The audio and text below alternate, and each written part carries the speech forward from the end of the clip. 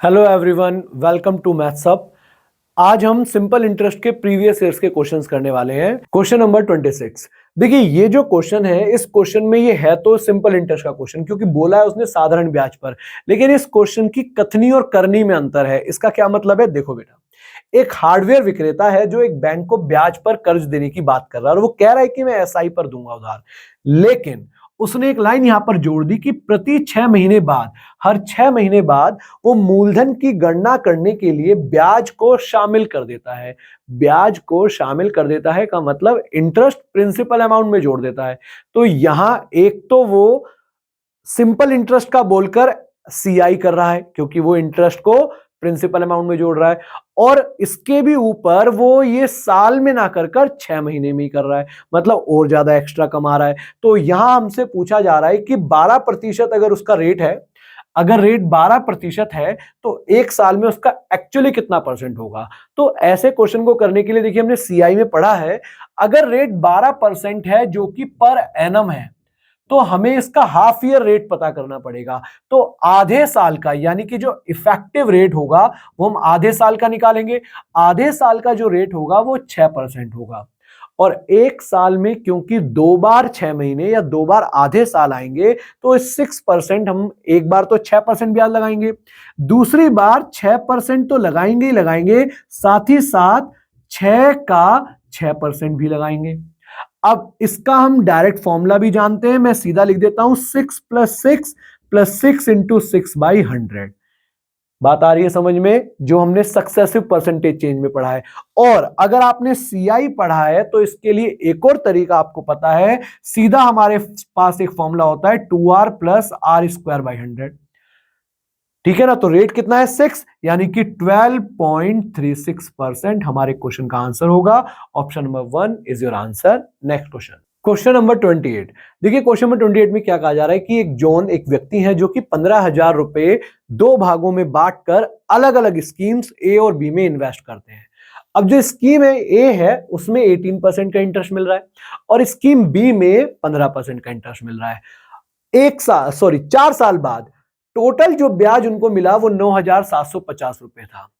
तो सबसे पहले तो ये जो 4 साल का ब्याज 9,750 है, इसको हमें पहले 1 साल का ब्याज निकालना पड़ेगा। तो 1 साल का ब्याज 9,750 को हम किससे डिवाइड करेंगे?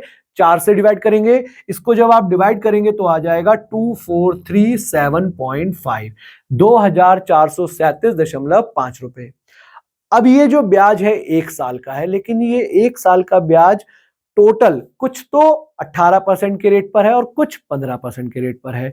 देखिए बेटा, ये जो नंबर आया आपके सामने 2437.5, ये 18% और 15% के ब्याज पर मिलाकर है।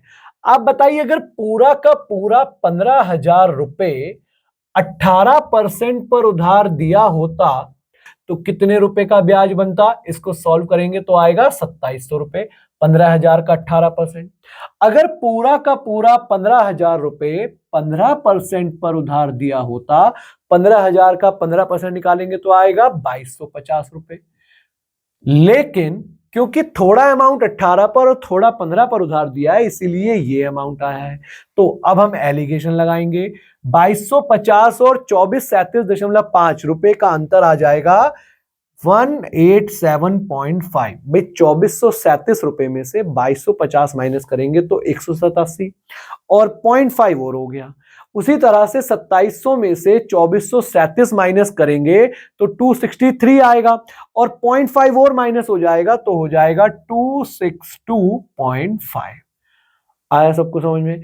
अब ये रेशो आ गया। ये रेशो किसका है? उन दोनों अमाउंट्स का। देखिए, कैलकुलेशन है और देखो क्वेश्चन एग्जाम में कौन से में आया हुआ है, डास ग्रेड 2 के एग्जाम में क्वेश्चन आया हुआ है। तो डास ग्रेड 2 में तो आपके पता है ये लेवल अच्छा होता है क्वेश्चंस का। इसको जब सॉल्व करेंगे तो डेसिमल से डेसिमल कट जाएगा। मैं फाइनली सॉल्व कर, देखो 75 है, यहाँ 25 है, मतलब दोनों तरफ हम 25 से काट सकते हैं। 25 से काटेंगे, फिर उसके बाद और आगे काटेंगे, तो फाइनल रेशो मैं लिख रहा हूं डायरेक्ट 5:7। ये रेशो आ गया 5:7। अब इसका मतलब ये है कि पहला पार्ट अगर 5 है तो दूसरा पार्ट 7 है, दोनों मिलाकर हुआ 12 रुपए और क्वेश्चन में इसी 12 की वैल्यू दी हुई है 15,000 रुपए।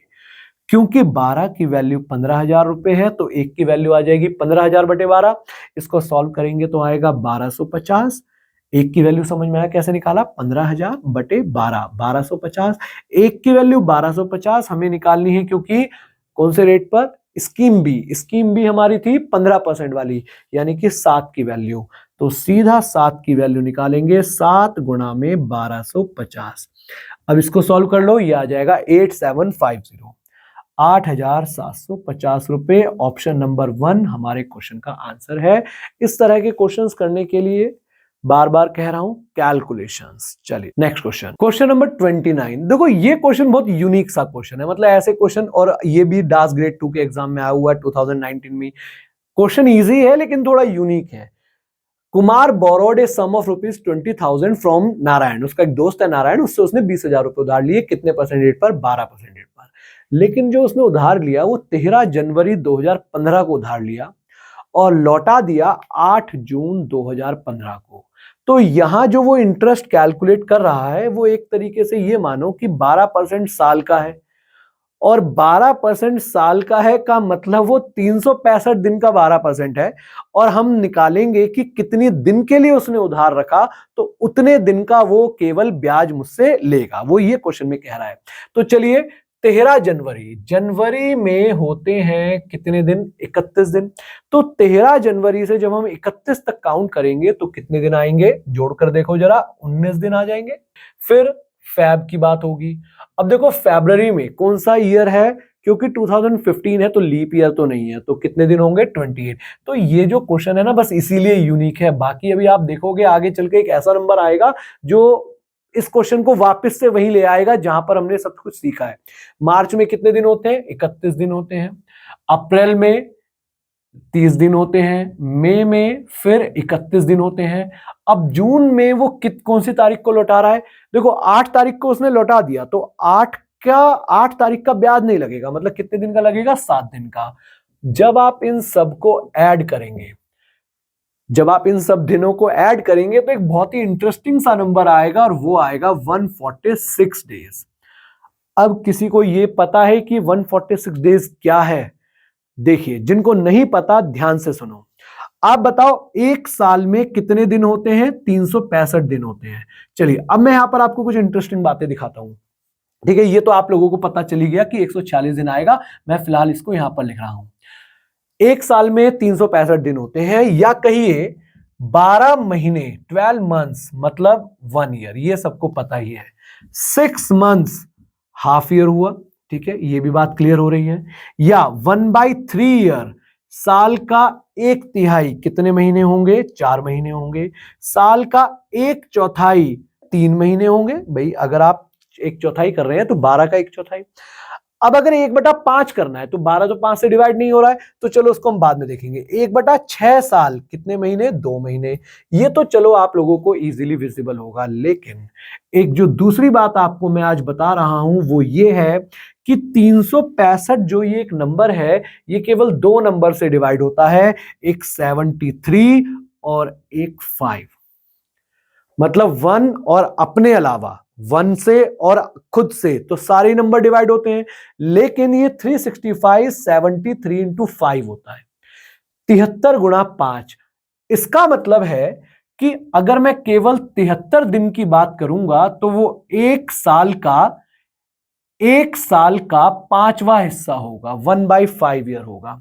73 का डबल 146 दिन, एक साल का 2/5वां हिस्सा होगा, यानी कि 2/5 ईयर। तो ये अगर आपको पता होता कि 146 इज 2/5 ईयर्स, तो यहां आपकी बहुत सारी कैलकुलेशन बच जाती। कैसे? आपने देखा जो उसने उधार लिया वो 146 दिन के लिए उधार लिया, तो 146 दिन का मतलब वो है एक साल का 2/5वां हिस्सा। अच्छा, अब आपको पता है रेट कितना परसेंट है, 12%। तो हमें क्या करना होगा, 20,000 का 20,000 का 12% निकालना होगा, यानी कि इंटू 12 डिवाइडेड बाय 100। ये 20,000 का 12% आएगा, लेकिन ये जो निकल कर आएगा ये एक साल का ब्याज होगा, और हमें इसका केवल 2/5वां हिस्सा ही पे करना है। तो हमारी वो जो कैलकुलेशन थी उतनी बड़ी, या हम 300 यहाँ 146 लिखते, फिर नीचे 365 दिन लिखते, यही करना होता, क्योंकि हमें मंथ ईयर्स में लाने होते तो 146 को 365 से डिवाइड करना होता, वो हमारी कैलकुलेशन बच गई, वो बड़े नंबर से हम बच गए यहां पर। तो इसको सॉल्व कर लीजिए, 2 जीरो से 2 जीरो कट गई, 5 से काटना है तो काट दो, चलो कितने पर गया 40 पर, 12 दूनी 24, 24 चौके 96, यानी कि आंसर हो गया 960। ये 960 अच्छा आंसर नहीं हुआ, क्योंकि 960 रुपए तो ब्याज है। उसने लिए थे कितने रुपए, 20,000 रुपए, और 20,000 रुपए में 960 रुपए और जोड़कर वो देगा, तो आंसर आ गया फोर्थ ऑप्शन 20,960 रुपीज। क्वेश्चन आसान था, यूनिक था, लेकिन यहां आपको बहुत सारी इंफॉर्मेशन, देखो ये बात हमेशा याद रखो, कंसेप्ट और कैलकुलेशन तो है ही, मैं बार बार बोल ही रहा हूं, लेकिन साथ ही साथ आपको नंबर्स के साथ भी फैमिलियर होना पड़ेगा। नंबर्स के साथ फैमिलियर होने का मतलब आपकी कैलकुलेशन तभी स्ट्रांग होगी जब आपने कोई नंबर देखा, तो वो नंबर किस किस से डिवाइड हो रहा है, उसकी और क्या क्या खासियत है, ये सब हमें दिखाई देना चाहिए। चलिए नेक्स्ट क्वेश्चन, क्वेश्चन नंबर 30, बहुत टाइम बाद एक आसान सा question. A certain sum double itself in 8 years at simple interest, find the rate of interest. भाई 100 से डबल हो गया, यानी कि 200 रुपए हो गया। 100 से 200 रुपए हुआ तो ब्याज बना 100 रुपए का, लेकिन ये 100 रुपए का ब्याज 8 साल में, 8 साल में 100 रुपए, तो 1 साल में 100/8, आंसर आ गया 12.5, फर्स्ट ऑप्शन 12.5%। ठीक है, करने की जरूरत नहीं है, मैं एक बार दोबारा बोल देता हूं, चलो मैं करवा ही देता हूं। 100 रुपए से 200 रुपए मिले तो ब्याज 100 रुपए का 8 साल में, 8 साल में 100 रुपए, तो 1 साल में 100/8, जो कि 12.5 होगा, और 100 रुपए पर 1 साल में मिलने वाला ब्याज ही रेट कहलाता है। ऐसे ही और क्वेश्चंस के लिए हमारे चैनल को सब्सक्राइब करें, इस वीडियो को ज्यादा से ज्यादा शेयर और लाइक करें। Thank you.